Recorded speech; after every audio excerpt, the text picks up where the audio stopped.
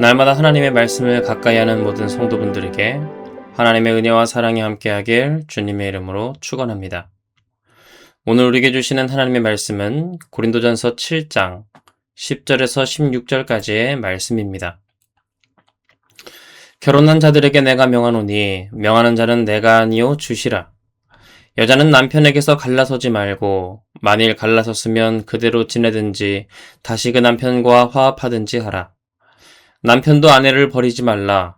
그 나머지 사람들에게 내가 말하노니 이는 주의 명령이 아니라 만일 어떤 형제에게 믿지 아니하는 아내가 있어 남편과 함께 살기를 좋아하거든 그를 버리지 말며 어떤 여자에게 믿지 아니하는 남편이 있어 아내와 함께 살기를 좋아하거든 그 남편을 버리지 말라.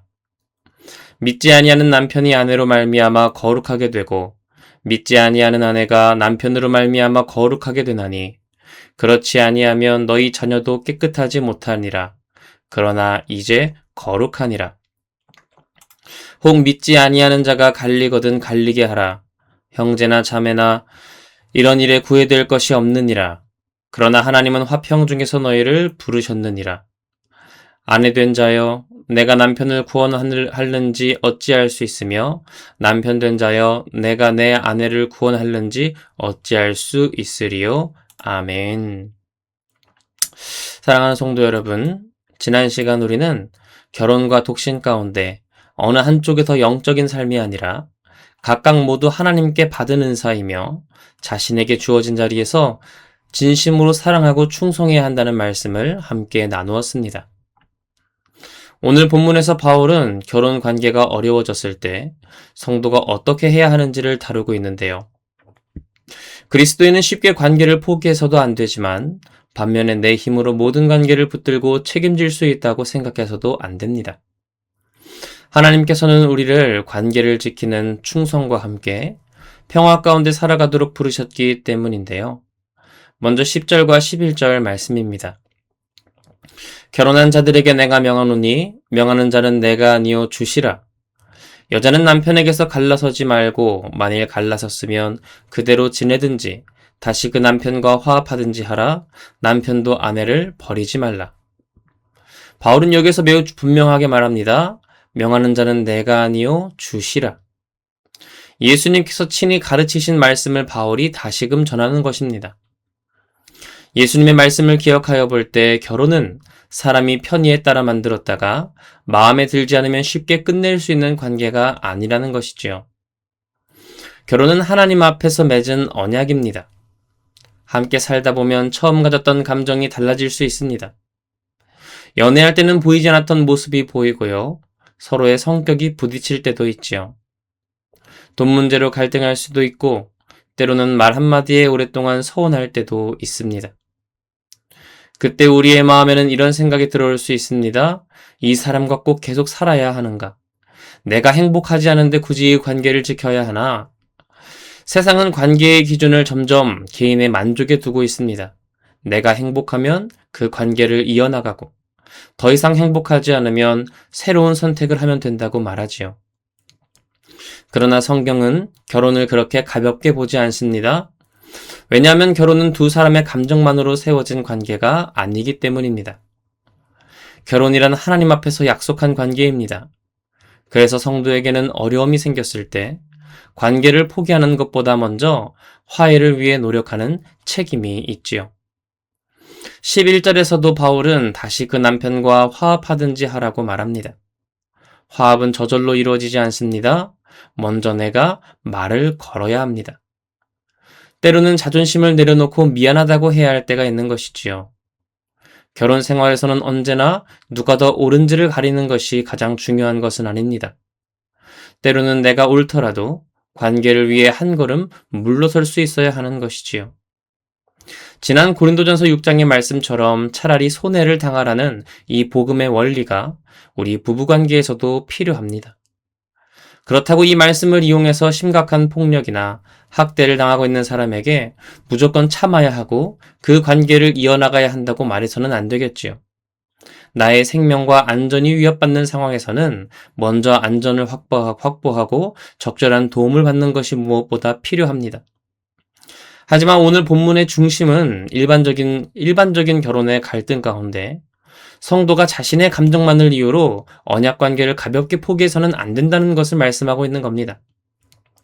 그리스도의 결혼 생활은 마음이 힘들 때에도 다시 대화하는 것이고 다시금 손을 내밀며 하나님께서 맡겨주신 관계를 소중히 이어가 나가는 것이기 때문입니다.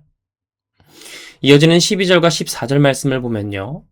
당시 고린도 교회에는 결혼한 뒤 부부 중 한 사람만 예수님을 믿게 된 경우가 있었습니다.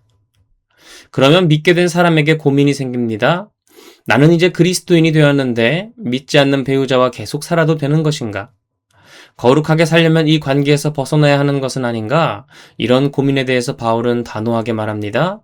그런 이유로 결혼 관계를 끊으려 해서는 안 된다. 믿지 않는 배우자가 함께 살기를 원한다면 결코 버리지 말라는 것이지요. 왜냐하면 신앙은 우리를 가족에게서 도망치게 만들지 않기 때문입니다. 예수님을 믿었다고 해서 믿지 않는 가족을 부정적으로 바라보거나 관계를 끊어야 하는 것이 아니라는 것이지요. 오히려 하나님의 마음인 긍휼의 마음을 가지고 더욱 나의 배우자를 사랑해야 하고 더욱 인내해야 합니다. 아직 믿음이 없는 나의 배우자에게 내가 만난 예수님이 어떤 분인지를, 그분을 만나고 내 삶이 어떻게 변화되었는지를 직접 보여줘야 하는 것이지요. 그러면서 바울은 14절에서 조금 이해하기 어려운 표현을 사용합니다. 믿지 아니하는 남편이 아내로 말미암아 거룩하게 되고 믿지 아니하는 아내가 남편으로 말미암아 거룩하게 되나니, 이 말씀은 우리가 믿는 배우자를 뒀다고 해서 믿지 않는 배우자가 자동적으로 거룩하게 되고 구원받는다는 말씀이 아닙니다. 오히려 믿는 그 사람을 통해서 그 가정 가운데 복음의 빛이 들어왔다는 것이지요. 믿는 배우자를 통해 그 가정을 위한 기도가 시작됩니다. 그 가정에서부터 어느샌가 하나님의 말씀이 들려집니다. 그리고 그 가족 구성원들 가운데 삶의 변화가 일어나는 것이지요.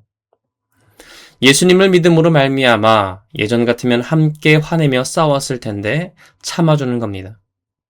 내 주장만 하던 사람이 변화되어 먼저 사과하고 힘든 순간에도 하나님을 의지하는 모습을 믿지 않는 배우자와 나의 자녀에게 보여줄 수 있는 겁니다.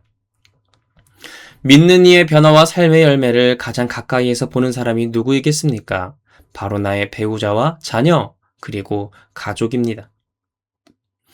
우리는 가족에게 복음을 말로만 전하려 할 때가 있습니다. 같이 교회 가자, 교회 나가야 한다, 예수님 믿어야 한다. 물론 이런 말로 전도하는 것도 참 중요하지요. 그러나 가족에게 가장 강하게 와닿는 복음은 바로 변화된 우리의 삶을 보여주는 것입니다. 예수님을 믿은 뒤 내가 얼마나 더 따뜻한 사람이 되었고 너그러운 사람이 되었고 정직해졌으며 얼마나 배우자와 자녀를 존중하고 사랑하는지를 직접 삶으로 보여주는 것. 그것이 바로 가정 안에서 복음을 살아내는 것, 복음을 보여주는 일입니다.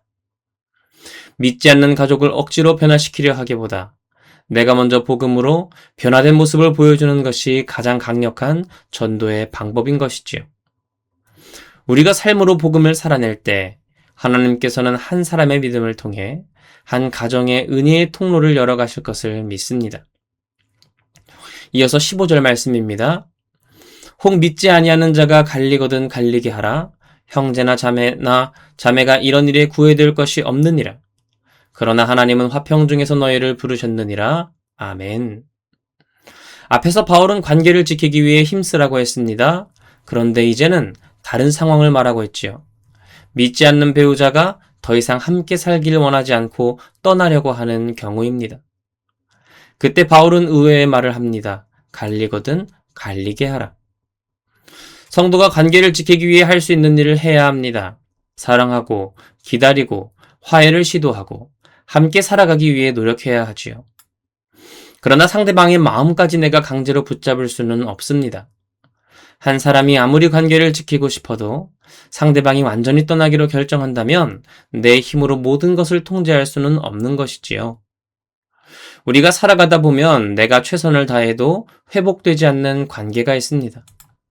진심으로 사과했지만 받아주지 않는 사람도 있지요.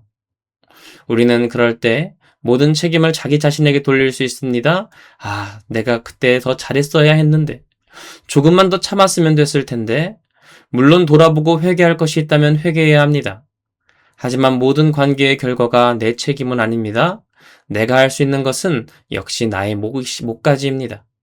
다른 사람의 선택까지 내가 책임질 수는 없지요. 그래서 바울은 말합니다. 하나님은 화평 중에서 너희를 부르셨느니라. 하나님은 우리가 모든 관계를 억지로 붙들며 끊임없는 두려움과 죄책감 속에서 살기를 원하지 않으십니다.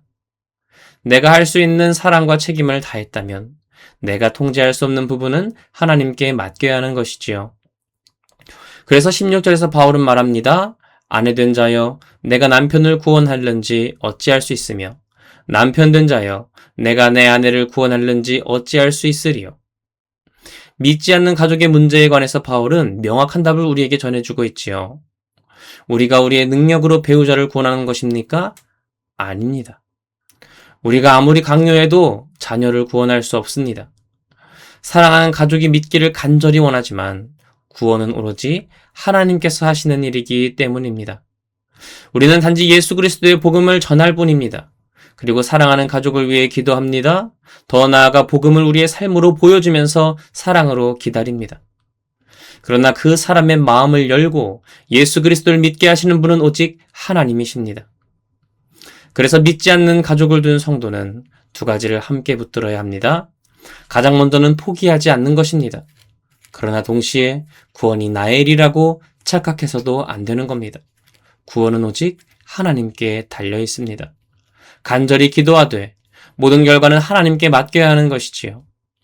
그래서 우리는 믿지 않는 가족을 사랑하되 조급해하지 않아야 합니다.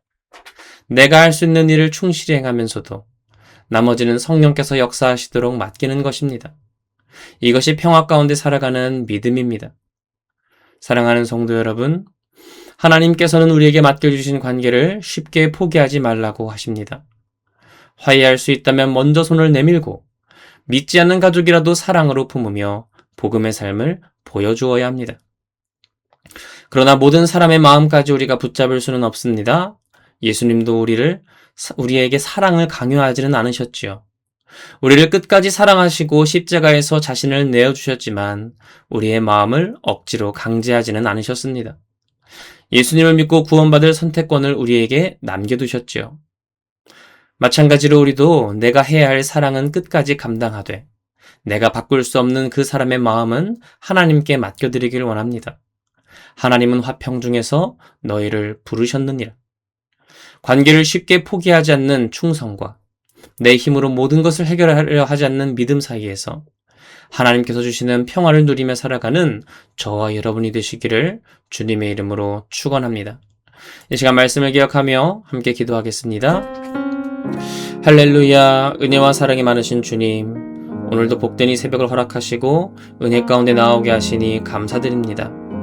하나님, 오늘 말씀을 통해 믿지 않는 나의 배우자를 위해 기도해야 함을, 그 복음을 살아내므로 예수님을 믿고 변화된 모습을 보여주는 것이 가장 큰 전도임을 확인하였습니다. 하나님이 주신 결혼이라는 관계, 가족이란 관계를 단순히 믿지 않는다는 이유만으로 쉽게 끊으려 하지 않게 하시고, 더 나아가 내가 노력했다고 해서 그 나의 사랑하는 가족을 강제하려는 마음 또한 내려놓게 하여 주시옵소서. 구원은 하나님께 속하였습니다. 나는 단지 쓰임받을 뿐입니다. 복음을 전하게 하시고 그 복음을 말로만 전하는 것이 아니라 더 나아가 우리의 삶으로 드러내게 하여 주시옵소서. 우리를 향한 사랑을 말뿐이 아니라 자신의 독생자 예수 그리스도를 우리에게 내어주시고 십자가에 달리심으로 그 사랑을 몸으로 보여주신 하나님을 기억하며 우리의 몸으로 우리 가족에게 복음은 무엇인가, 예수님을 믿는다는 것은 무엇인가, 하나님의 사랑은 무엇인가를 우리의 행동을 통하여 보여주므로 나의 가족들에게 깊은 울림을 주고 그것을 하나님께서 사용하셔서 성령의 능력으로 우리 가족들을 구원해 나가는 놀라운 은혜의 역사가 우리 삶과 가정 가운데 임하기를 원하오니 주님 함께하고 역사하여 주시옵소서. 모든 것 주님께 맡겨드리며 나아갑니다. 감사드리며 이 모든 것 살아계신 예수 그리스도의 이름으로 기도드립니다. 아멘.